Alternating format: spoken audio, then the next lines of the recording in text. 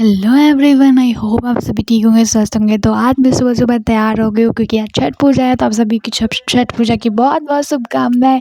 छठ मैया आप सभी को बहुत बहुत आशीर्वाद दे। तो ये अर्घ का जो सूप होता है मैं सुबह सुबह लेके जा रही हूँ क्योंकि आज तो सुबह वाली अर्घ है।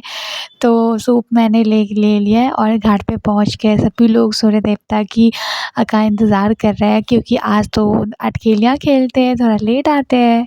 तो सब लोग उनका वेट कर रहे हैं। उनके आते ही अर्घ सब लोग चढ़ाना शुरू कर देते हैं कि देखो। तो हमारे यहाँ छोटा सा अपना ही जो छोटा सा तालाब बनाया जाता है क्योंकि हमारे आसपास कोई तालाब नहीं था। छठ पूजा समाप्त करने के बाद मैं आ जाती हूँ अपने पढ़ाई करने, और जबकि आपको पता ही है करंट अफेयर से हमारी पढ़ाई शुरू होती है।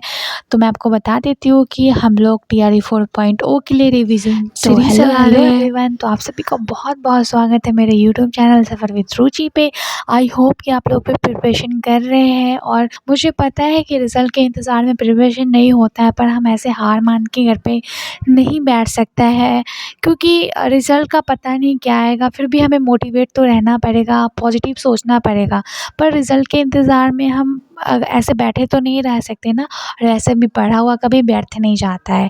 तो रही बात करंट अफेयर की, तो करंट अफेयर हम पढ़ते ही हैं हर सुबह-सुबह। तो कुछ बातें मैं बता देती हूँ करंट अफेयर की। भारतीय सेना की चिकित्सा सेवा में पहली महानिदेशक बनने वाली पहली महिला अधिकारी साधना सक्सेना है। और पता है सफल परीक्षण चक्र प्रारंभ किया है CBSE ने। और बुर्का पहनने के लिए एक देश है जिसने प्रतिबंध लगाया है 2025 से 1 जनवरी से, वो स्विट्ज़रलैंड है। और सबसे पहले देश ने लगाया था बुर्का पहनने पर प्रतिबंध, वो फ्रांस था। और चौथा राष्ट्रीय हिंदी विज्ञान सम्मेलन 2024 भोपाल में आयोजित किया गया है, और बांग्लादेश का अंतरिम सरकार का प्रमुख मोहम्मद यूनुस को बनाया गया है। और ये कुछ करंट अफेयर के पॉइंट्स हैं जो मैंने बता दिया। और हर रोज़ की तरह कुछ रिवीजन कर लिया जाता है मॉडर्न हिस्ट्री एंड पॉलिटी का, क्योंकि रिवीजन मस्ट इम्पॉर्टेंट है। चाहे हम किसी भी एग्ज़ाम की प्रिपरेशन कर रहे हैं, अगर हम रिवीजन छोड़ देते हैं तो हमारा पढ़ना व्यर्थ हो जाता है, हम सारी चीज़ें भूलने लगते हैं। तो हम किसी भी चीज़ की तैयारी कर रहे हैं, किसी भी एग्ज़ाम की तैयारी कर रहे हैं, तो हमारा पढ़ा हुआ जो भी पिछली की चीज़ें हम उसको ज़रूर रिवाइज़ करेंगे। उसको रिवाइज़ करने के बाद हम अपने पॉइंट पे आते हैं जो सब्जेक्ट हम अभी पढ़ रहे हैं। तो जैसा कि मैं बता देती हूँ कि मैं BPSC TRE में PRT की तैयारी कर रही हूँ, और अभी हम भूगोल पढ़ रहे हैं, ज्योग्राफी पढ़ रहे हैं, जिसमें कि हम जल तंत्र पढ़ रहे हैं। और मैंने गंगा के बारे में बता दिया है, सिंधु जल तंत्र के बारे में बता दिया है, और आज मैं ब्रह्मपुत्र के बारे में बता देती हूँ जिसकी उत्पत्ति मानसरोवर झील से होती है, चीन के सांगपो तिब्बत से होती है, और ये बांग्लादेश में जमुना कहा जाता है। और ये 3 देश से होकर गुजरती है, चीन, भारत और बांग्लादेश से।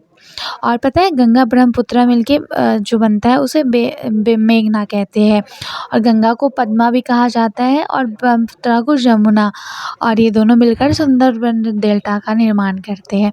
गंगा नदी की कुछ सहायता नदी भी जो सहायक नदी होती है, तो कुछ जैसे कि रामगंगा, गोमती, शारदा जैसी होती है, कुछ उत्तर से होती है, कुछ दक्षिण से होती है, जैसे कि यमुना, कर्नाशा, सोन, पुनपुन ऐसे।